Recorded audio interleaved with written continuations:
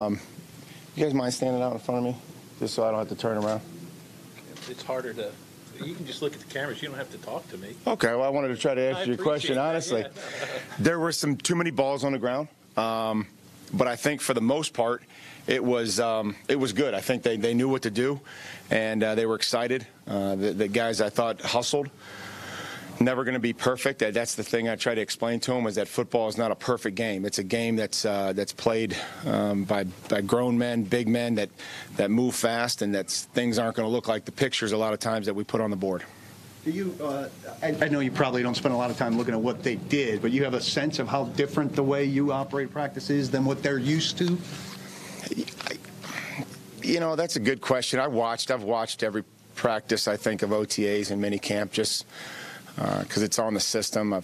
We've all watched the games. I don't know. We played music and we tried to hustle, but I didn't try to compare to what they did last year. I thought that was, that was what they chose to do last year, and that's what Mike tried to do, and get his team ready. What are your takeaways, Mike, that you want to kind of set in stone, or very right out of the gate? Is it tempo? Maybe some things that you want guys to know this is the way it's going to be in practice.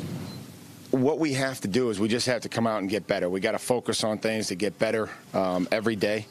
We have to try to find ways to get our system in. I think the guys can learn it, but when they get it out there and they're against another defense and moving bodies, this is the first time that they've been able to practice those plays that they've been studying for 2 weeks. So we're going to continue to do that. We're going to do practice. Practice is going to change every day based on what we feel like the team needs. How much can you get in during this particular camp? I think we've probably got probably 10 to 12, maybe 15 plays on defense, and offensively it's probably 10 to 15 runs and maybe 10 pass concepts the first 2 days, whether that be quick game or drop back pass, and then defensively just 2 personnel packages. Must have been a good amount of time spent watching those 8 OTAs from a year ago. What were your takeaways from that? Like, what did you gain? I'm trying to evaluate the players. Just trying to evaluate the players in our staff. I wasn't evaluating the practice. I was evaluating how they practiced, what they looked like in practice, just to try to get to know the players before they came in here. That was the reason for doing that, Jason. You have any big message from day 1 to day 2 about something that you wanted to see? Probably just finish, and just the explanation that we understand there's going to be mistakes. There's going to be mistakes on every play. There's no perfect play. There's no perfect defense. There's no perfect call. At some point in time, you have to go out and make a play. And if you miss the landmark per se as an offensive lineman, you got to go to the next one and keep going and just finish. And I think that was the message, and just try to clean up the operation in and out of the huddle, play call, whatever. Guys, maybe a little. Go ahead. Mike, it's still so early. How is Marcus starting to pick up the concepts that Matt's teaching and wants? Well, I think that's a good group. They've been with Matt and Pat offensively now for 2.5 weeks. So I see Marcus. They work out early in the morning. They eat breakfast together, all 4 of them, with Blaine and Tyler and Alex. So that's a good group. It's a tight group. I think they're all helping each other study and learn. I see them come back to the huddle, and the other ones, they're sitting there talking, hey, what'd you see here? Good throw. So they're supporting each other. How's Marcus doing as far as taking charge, even in the early stages of the installation, things like that? Well, I think just with day 1, I think he's trying to concentrate on getting the play call, the new verbiage. I think that's what you deal with as it relates to a new system. We ran this play, but we called it this, and that happens a lot.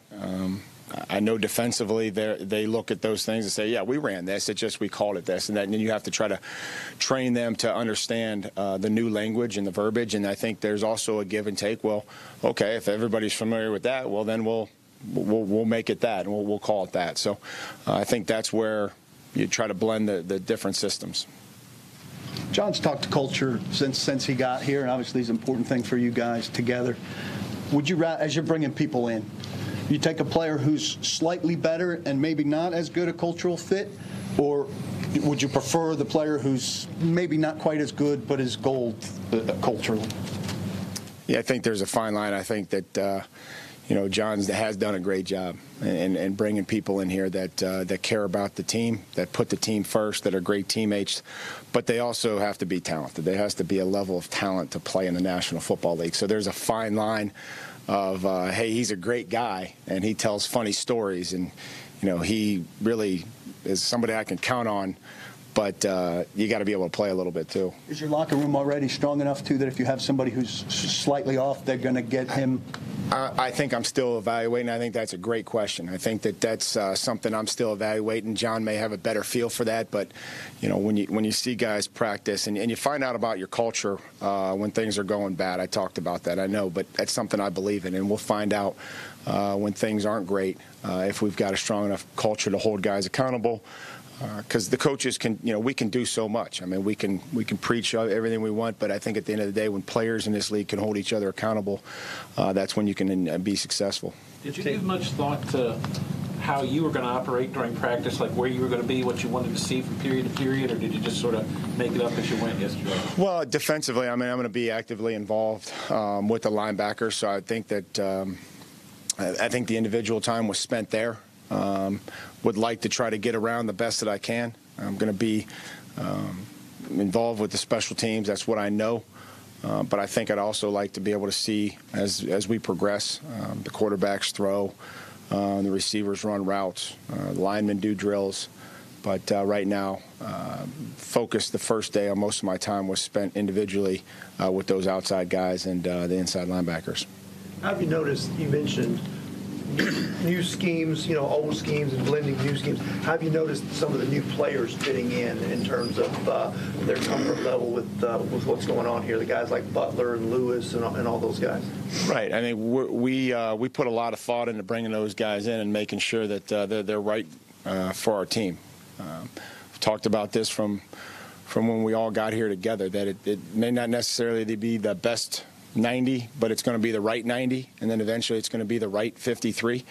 And those guys have done a good job, whether it be Kevin Pamphile, Xavier Suafilo. I mean, they're coming in to an offensive line group that has already been here for the most part for a few years together. And we expect those players that have been in those rooms to help them and bring them along, and then certainly compete with them. So we have a lot of guys that we've added recently. What's the mindset like, or what is it like when you're a new guy joining a new team, whether when you went from New England, Pittsburgh to New England? I remember, I was so prepared. I studied the playbook, and, I went out one time and, Willie McGinnis was out there and Teddy Bruschi and Ted Johnson. I mean, I hadn't started a game. I hadn't started a game in 4 years, and I wanted to have everything be right and perfect and studied.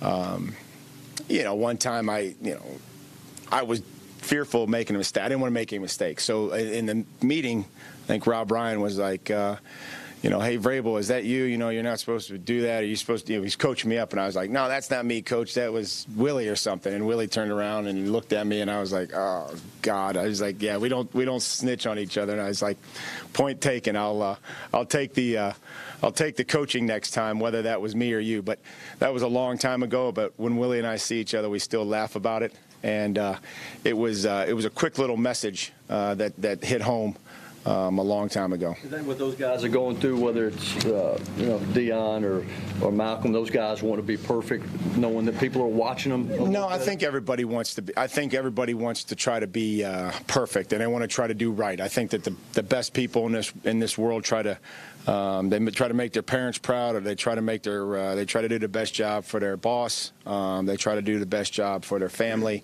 and for their teammates. So, I'm trying to explain to them, that you can do that, but then on a football play, like once the ball snaps, like we just got to go. Like we got to know what to do and play fast and aggressive.